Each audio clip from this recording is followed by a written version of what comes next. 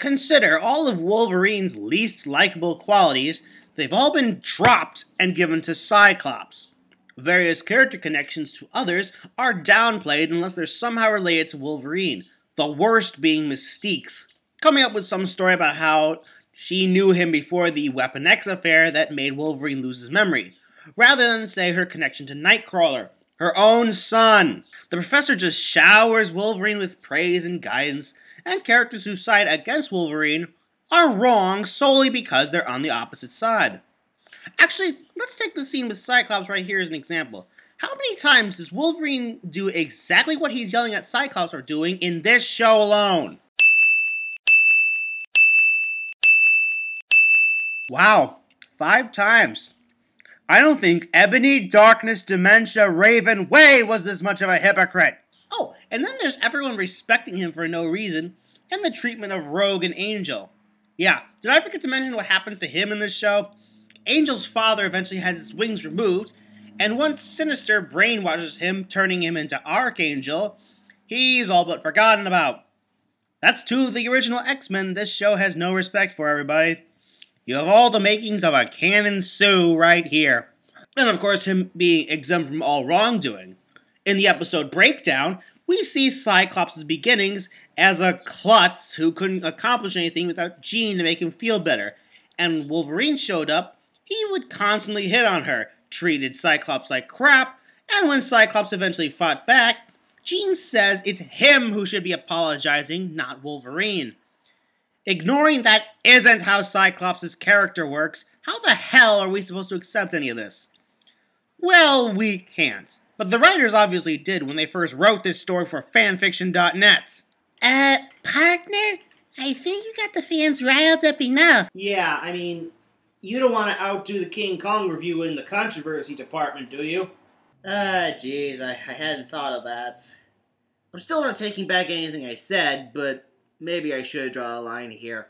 In the episode Backlash, the X-Men and the Brotherhood managed to destroy Master Mold in the present, but the future remains unchanged, indicating something else caused the end of the world. And during the aforementioned Breakdown episode, Emma helps Cyclops observe his memories about the explosion of the pilot, revealing Jean herself caused it by way of the Phoenix. More on that later. The Professor shows Magneto and Kelly a vision of the future, convincing Kelly to put end to his Nazi-ass crusade against mutants. Magneto, on the other hand, puts his ultimate plan into action. Jean finally gets discovered by Emma and Cyclops, only to find she's lost her memory. Of course. But then Emma pulls the rug out from under the team, handing Jean over to her true masters, the Inner Circle, leading to the 3-part finale, Foresight. Mystique impersonates Kelly and reprograms the Sentinels to attack Genosha, so now that Magneto has an excuse to attack humanity. Meanwhile, Emma explains to Jean she has an ancient power inside her that could potentially destroy the world, the Phoenix Force, a power inflicting telepaths since the beginning of time, causing uncaused terror all over the world. This will happen again. With me. Won't it? Unless I can stop it. Is that possible? I'll tell you what I wasn't expecting, though. This many actor illusions. Seriously, Jennifer Hale? Fine. I don't really sound like that, do I? Next you'll be telling me Tara Strong is in this show. She is, isn't she? Forget the past! You're here now, and you've made everything worse! God damn it! Don't think that me letting you in here is an invitation for any funny stuff. I mean, not that I have a problem with funny stuff. So while Emma's goal may have been to destroy the Phoenix, it turns out her Inner Circle members are more interested in controlling it themselves.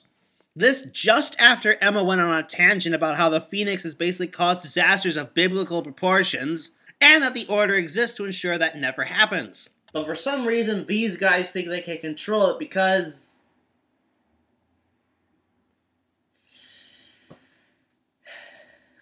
there are still mental barriers in Jean's mind, which Emma believes can only be opened by Cyclops. So she convinces him to follow her to go get Jean. But the Inner Circle manages to get the Phoenix to possess 5 of their acolytes, but also one of them reveals this. The explosion that destroyed your mansion, that put your mentor in a coma. that took your precious Jean from you. It was all compliments of Emma Frost and her cuckoos. Charles!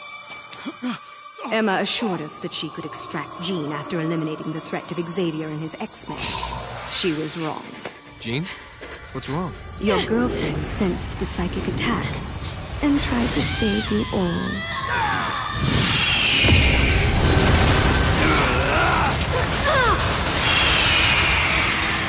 Emma's miscalculation cost us the Phoenix. So she had to use the X-Men to find her again. That's why she took Xavier's body from the mansion and placed him on the shores of Genosha, to earn a place on your team by discovering him for you. So while the X-Men and the Sentinels battle, they get interrupted by the Phoenix-controlled Acolytes. Jean tries to reclaim it, but at the last moment, Emma takes the Phoenix to save everybody. Scott, forgive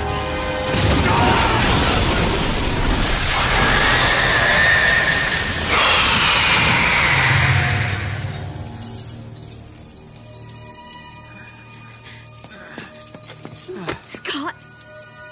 Well, that's one apocalypse averted. A rather interesting choice of words, too, given what the professor's report on the future is now that the disaster has been averted. However, I fear our fight has only begun.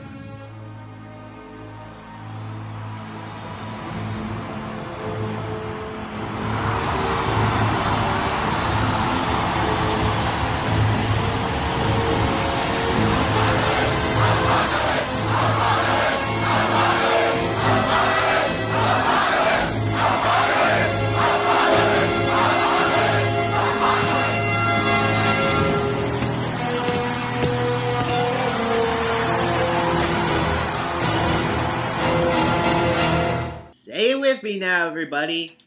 The end!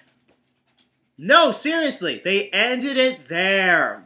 Well, okay. A second season involving this new future was planned, but the series was canned before it could be realized. Fair enough, I don't think this show was able to spread all the character focus that much. So the big question here is, was this good? Well, for a show that has Wolverine build over the rest of the team, it's actually at its best when it was about the other characters. True, Cyclops was so badly written it would make Chuck Austin blush.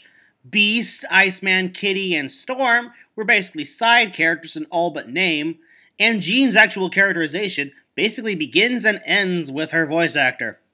As far as Nightcrawler, Magneto, and Emma Frost are concerned, though, they got justice at least. Even the future plot with the Professor was much more interesting than anything Wolverine was up to. Really, if they had just made this a straightforward X-Men story rather than one with them centering around Wolverine, the show might have actually made it past this first season, and we would have seen what would have happened with Apocalypse. The animation is actually better than one would think a cancelled show would have. A welcome change of pace from the stock footage-laden Spider-Man show last time.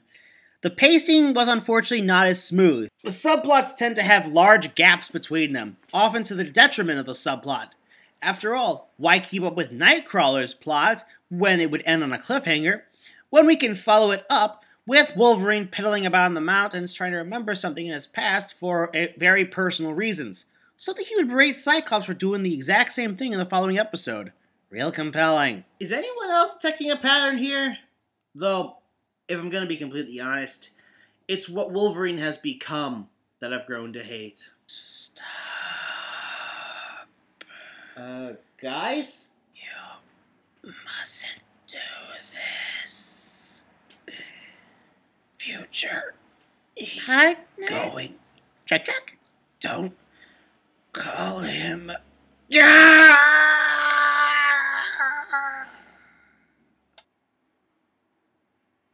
Not quite how the Professor did it, but thanks for the future warning, I guess.